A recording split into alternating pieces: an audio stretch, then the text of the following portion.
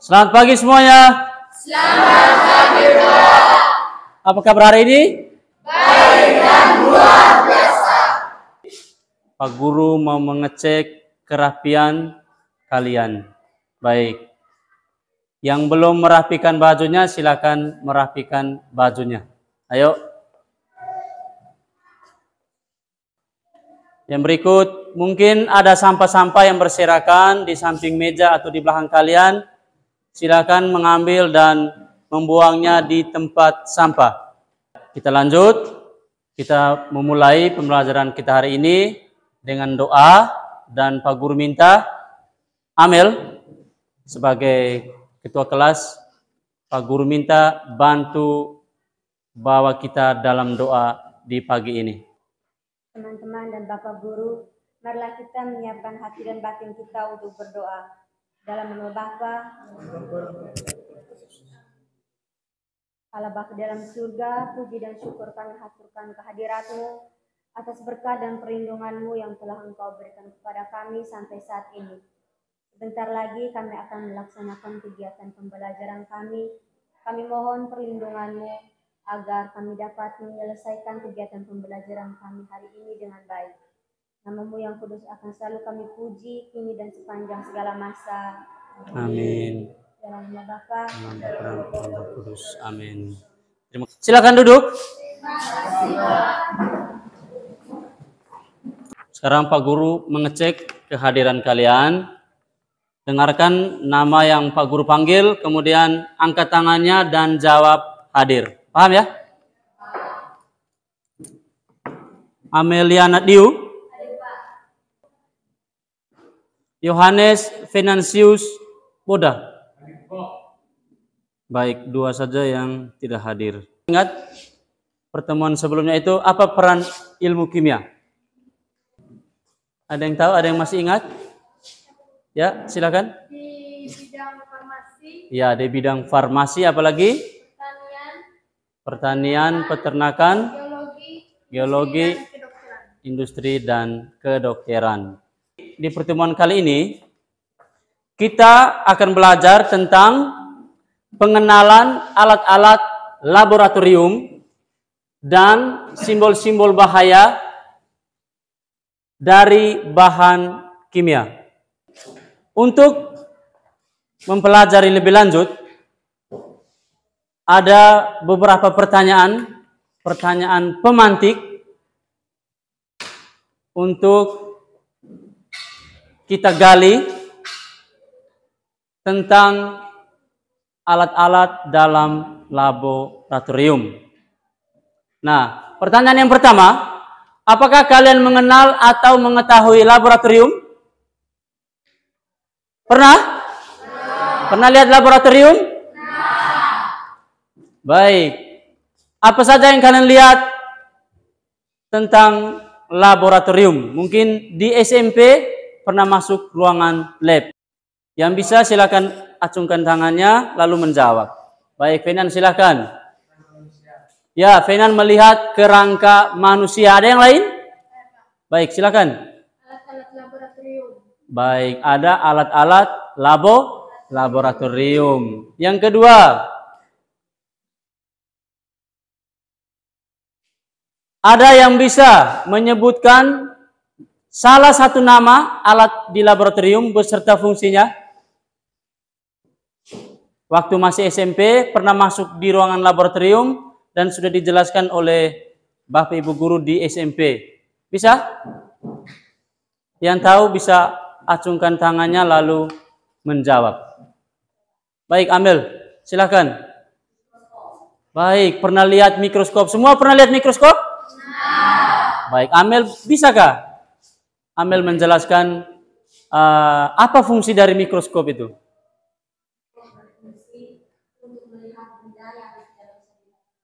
Baik, tepuk tangan untuk Amel dulu. Nah, kali ini kita akan mengenal lebih banyak lagi alat-alat laboratorium kimia. Ketika kita bersama-sama berada dalam ruangan laboratorium. bukan hanya mengenal alat laboratorium, tetapi kita juga akan mengetahui simbol-simbol bahaya bahan kimia yang ada di dalam laboratorium.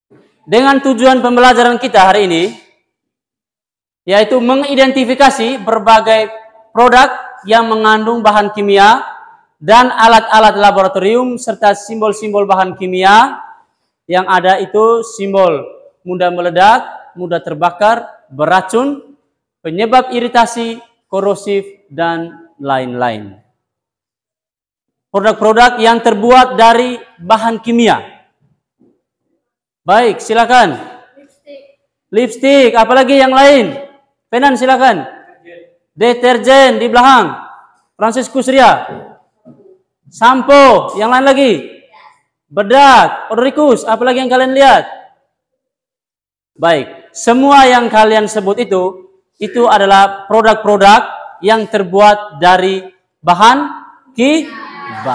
kimia. Nah, ini dia yang kalian sebut, ada make up, ada apa lagi di papan? Iya, ada deterjen ya. Kemudian ada obat nyamuk, kemudian ada drum, ada yang sebagai pewangi, ada yang disebut dengan pestisida. Ada yang tahu arti dari pestisida? Ya, di pertemuan sebelumnya itu Pak Guru pernah menjelaskan. Ada yang masih ingat? Pestisida. Fenan mungkin masih ingat? Pembasmi serangga. Iya, baik.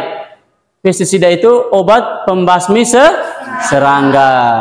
Yang berikut, yang jelas dari semua produk-produk ini memiliki yang namanya efek samping. Efek samping. Efek samping itu apa efek samping? Efek samping. Ya? Efek samping. Efek samping itu artinya bahaya yang akan terjadi ketika kita menyalahgunakan. Yang berikut, bahan kimia yang kalian sebut itu merupakan bahan kimia sintesis. Bahan kimia buatan. Nah, biasanya bahan kimia ini memiliki efek samping yang bersifat racun, ada yang mudah terbakar, ada yang menyebabkan korosi dan sulit diuraikan oleh bakteri. Ada yang lebih fatal lagi itu terjadinya iritasi pada kulit. Pernah mencuci pakaian? Menggunakan deterjen yang terlalu banyak dalam satu ember bak. Apa yang kalian rasakan pada tangan kalian? Ya, panas. Terkadang kulit kita terkupas. Nah, untuk itu merupakan masalah. Masalah sebagai efek samping dari bahan-bahan kimia. Kita ice breaking dulu ya. Bisa? Siap? Baik, semuanya berdiri. Biar lebih semangat dalam mengikuti kegiatan pembelajaran hari ini. Kita mulai. Tepuk 1, tepuk 2, tepuk 3, tepuk 4, tepuk 5, tepuk 5 2 kali. Baik, kompak semuanya. Terima kasih, silakan duduk. Untuk memudahkan kalian mengerti dan memahami tentang alat-alat, Pak Guru sudah menyiapkan ada 2 video.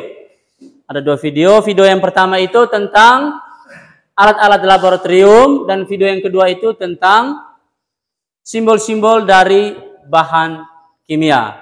Sambil Pak Guru membuat tayangan videonya, kalian duduk dalam kelompok. Seperti yang Pak Guru bagi di pertemuan sebelumnya ya. Ada 4 kelompok. Silakan.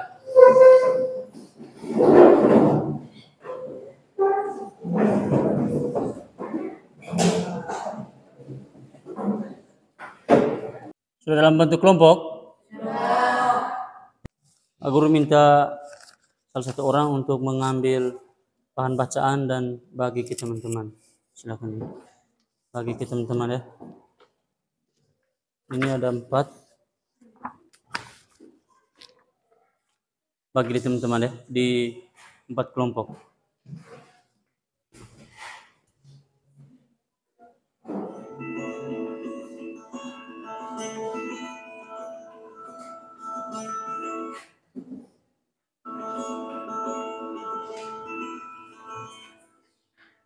Halo teman-teman semua, pada video ini Baik, mari kita arahkan perhatiannya untuk ke depan. maupun alat bantu dalam melakukan pekerjaan di dalam laboratorium kimia. Masing-masing alat terbuat dari bahan yang berbeda, seperti gelas kaca, kayu, logam atau aluminium, serta porselen, yang menyesuaikan fungsi serta kegunaannya. 1. Alat-alat berikut ini umumnya digunakan sebagai wadah untuk menyimpan atau menimbang bahan, mencampurkan bahan, dan tempat berlangsungnya reaksi. Beaker glass. Alat gelas ini digunakan sebagai wadah bahan dan dapat digunakan sebagai wadah untuk memanaskan larutan. Beaker glass tersedia dalam berbagai jenis volume, namun kalau pada permukaan gelas tidak dapat digunakan untuk mengukur dengan teliti. Kaca aluminium. Kaca aluminium digunakan sebagai wadah dalam kegiatan penimbangan bahan atau dapat juga digunakan sebagai tempat berlangsungnya reaksi dalam jumlah kecil. Cawan porselen. Terbuat dari bahan porselen, membuat cawan ini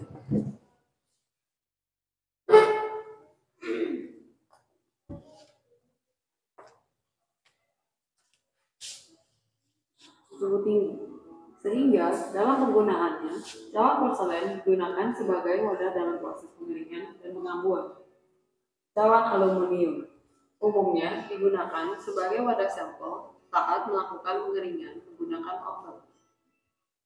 Plat tetes digunakan untuk melakukan tes secara kualitatif. Plat tetes memungkinkan kita untuk melakukan beberapa tes secara bersamaan, sehingga mempermudah kita dalam mengidentifikasi hasil tes sekaligus. Pipet ukur membantu kita dalam mengambil sejumlah larutan pada rentang volume sesuai kapasitas pipet tersebut. Pada permukaannya, terdapat garis-garis skala dengan skala terkecil dapat mencapai 0,1 hingga 1 ml. Spatula juga dapat digunakan dalam proses pengadukan larutan. Terdapat ujung spatula yang berbentuk pipih yang dapat digunakan untuk meratakan atau mengambil kelebihan bahan dalam jumlah kecil. Pipet tetes umumnya digunakan untuk meneteskan reagen. Demikian video pengenalan alat-alat laboratorium kimia kali ini. Baik, perhatikan ke sini ketika Pak Guru menayangkan video dan dalam kegiatan diskusi kelompok sebentar itu harus fokus dan konsentrasi. Kenapa? Di akhir pembelajaran nanti kita akan mengadakan post test. Pak Guru mau mengukur kemampuan kalian dalam menerima materi yang diberikan oleh Pak Guru hari ini. Ya, Pak Guru mohon konsentrasi. Ya. Baik, Pak Guru ingin menanyakan satu saja. Apa yang kalian lihat atau ingat dari video yang telah ditayangkan tadi? Ya, orang lain? Amel sudah dari tadi, mungkin ada orang lain lagi? Ya, alat alam laboratorium mungkin bisa menyebutkan salah satu saja yang Odorikus ingat. Iya, pipet tetes. Tadi melihat pipet tetes? Apa fungsinya tadi sudah dijelaskan di tayangan?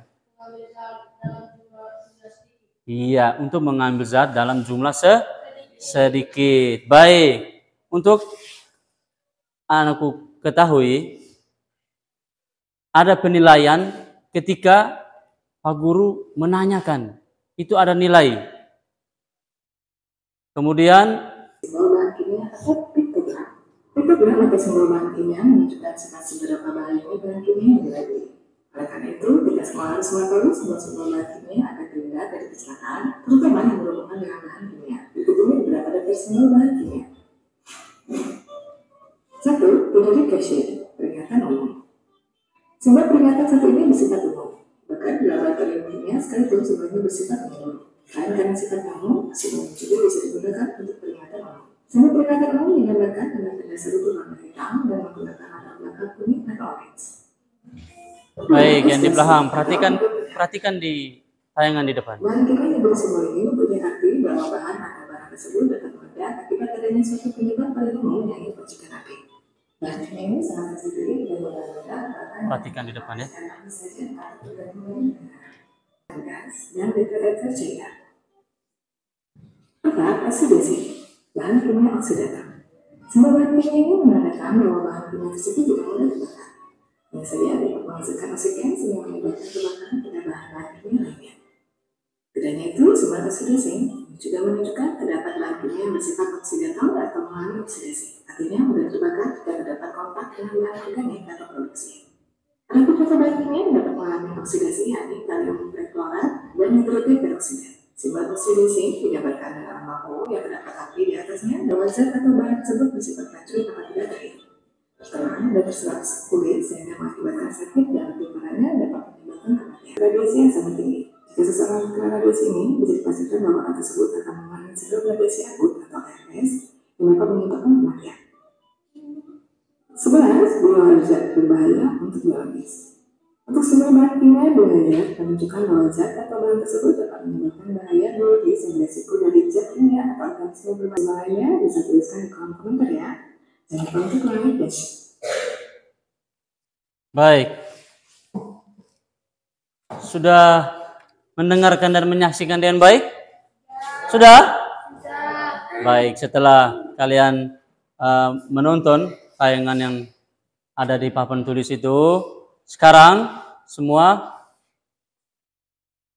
bekerja dalam kelompok. Semua bekerja dalam kelompok dengan LKS sudah dibagikan tadi. Kalian bisa mencarinya lewat handphone kalian atau melalui bahan bacaan yang Pak Guru sudah bagikan ya. Bisa ya? Tapi ingat, mode HP-nya itu dikasih mode diam ya, agar tidak terjadi keributan dalam kelas. Bisa ya? Sembari kalian mengerjakan tugas kelompok tersebut, Pak Guru sambil menilai keaktifan kalian dalam bekerja kelompok ya.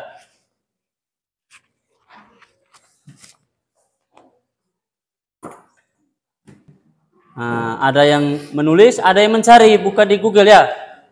Kemudian tadi Pak Guru ada bagi bahan bacaan, sambil buka itu di bagaimana?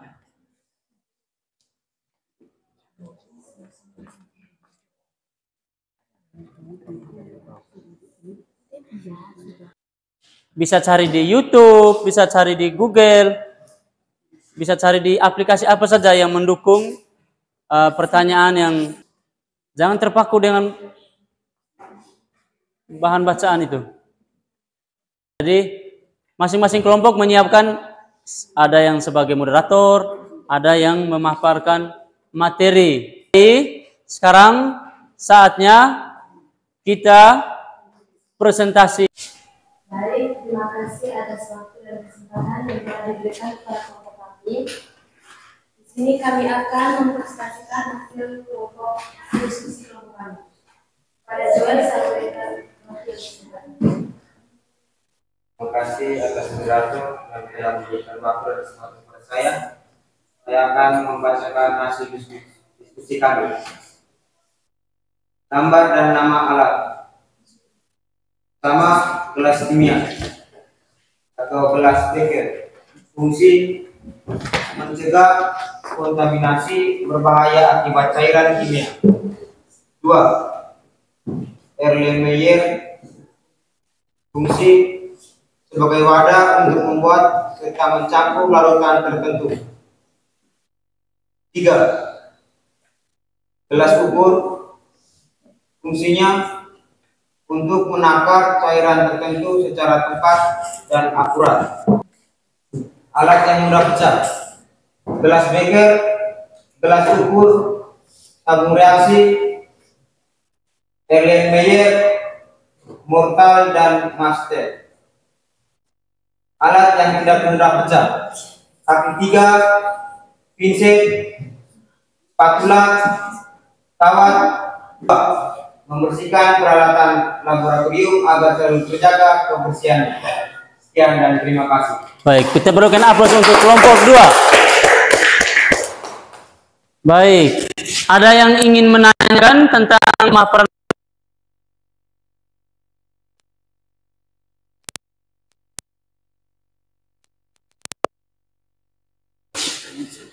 Baik, terima kasih atas waktu dan kesempatan yang diberikan. Saya akan mengajukan pertanyaan. Bagaimana cara memanaskan suatu zat dari tabung reaksi yang terbuat dari kaca? Terima kasih atas pertanyaannya. Saya persilakan kepada organisasi untuk dijawab. Agak besarkan suaranya ya. Jadi jawabannya, kita menggunakan prinsip tabung reaksi yang terbuat dari kaca. Baik, bagaimana menurut penanya? Paham? Baik, ketika kita memanaskan larutan itu menggunakan tabung reaksi, maka kita harus menggunakan penjepit tabung reaksi yang terbuat dari apa? Kayu. Kayu, agar tangan kita itu tidak terbakar. Baik, kita batasi penjelasan dari kelompok 2. Sekarang kita kita tepuk tangan dulu untuk kelompok 2. Kita lanjut ke pemaparan hasil yang berikutnya, itu dari kelompok yang membahas atau materinya tentang simbol. Kelompok 2 silakan duduk. Agak ke sini. Jangan malu-malu mempresentasikan hasil, jangan malu-malu. Ini di depan sini. Biar jangan kena tampilan ini LCD-nya. Oke. Selamat pagi Pak Guru. Selamat pagi teman-teman. Selamat pagi. Terima kasih atas kesempatan yang diberikan kepada kami. Di sini kami akan melakukan seri diskusi kelompok kami. Saya berikan kesempatan kepada Mas Yaidan untuk memaparkan hasil diskusi.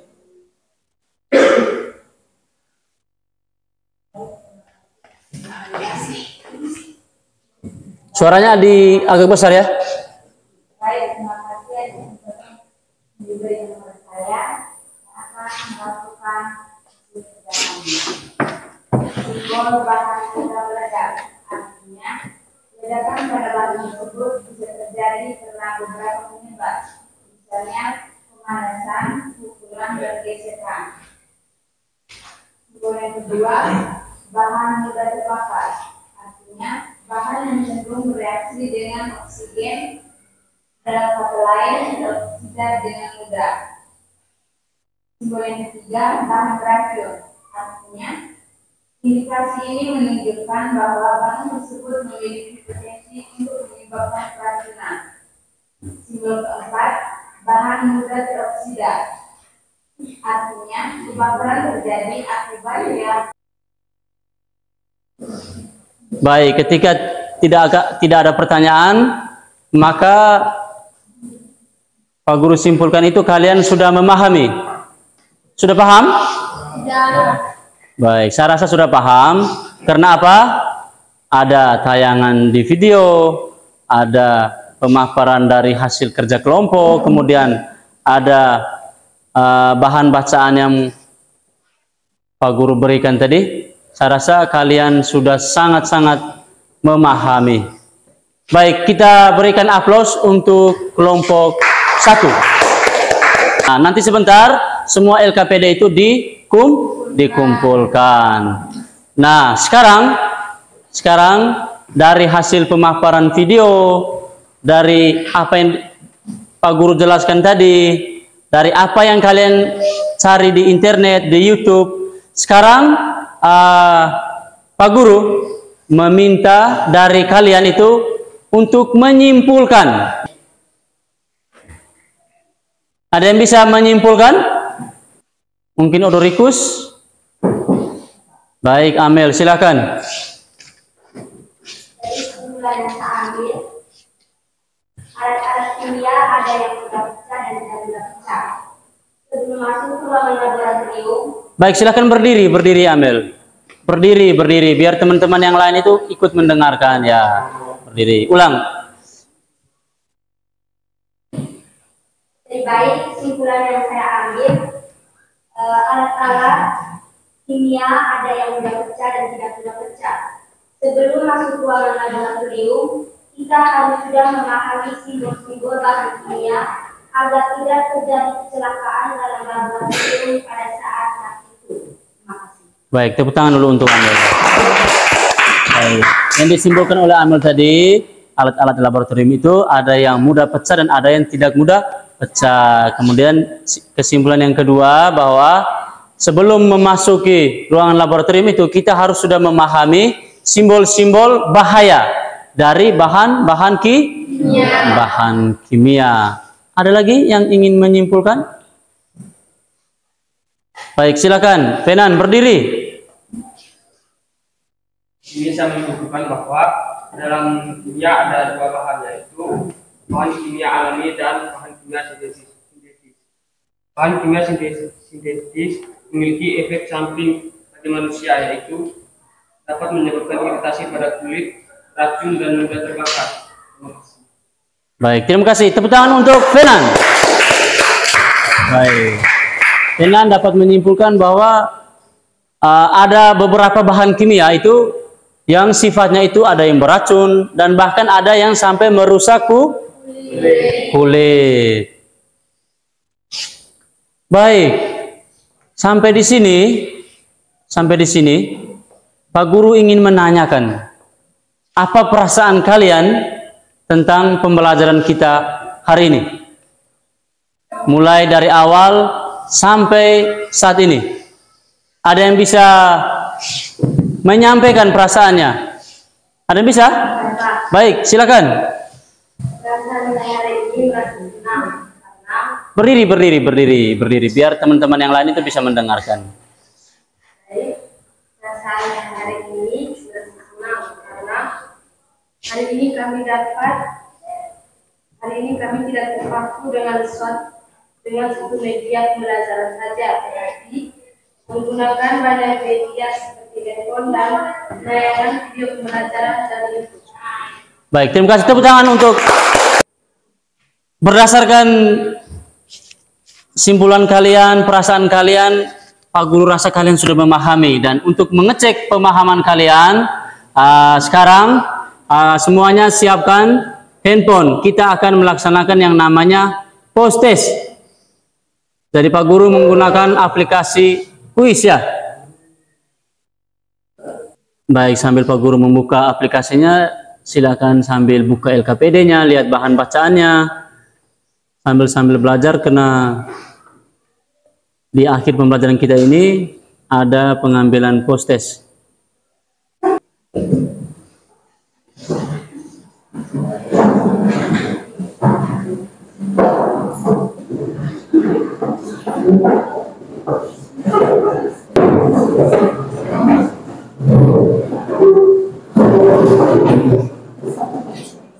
Baik, sekarang di HP kalian itu masing-masing buka Join My Quiz ya.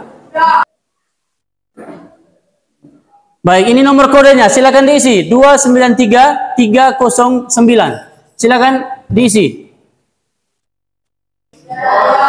Baik, Pak Guru klik mulai ya.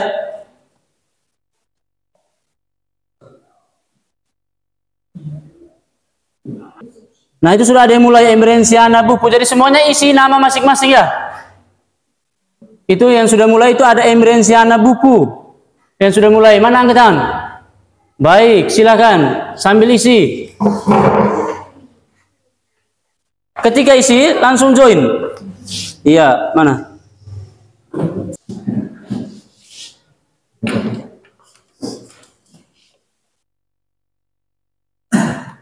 Baik, waktu kita selesai, silakan mengirim jawabannya di dashboard paling bawah itu ada mengirim jawaban.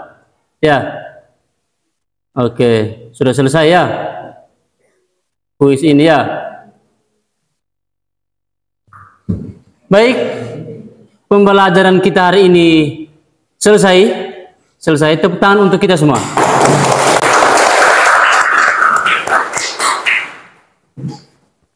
Sebelum keluar dari pintu kelas ini, Pak Guru minta salah satu orang untuk menutup kita dengan doa. Mungkin Odorikus bisa bawa kita dalam doa penutup, bisa? Baik, silakan maju ke depan. Dalam nama Bapa dan Putra dan Roh Kudus. Amin.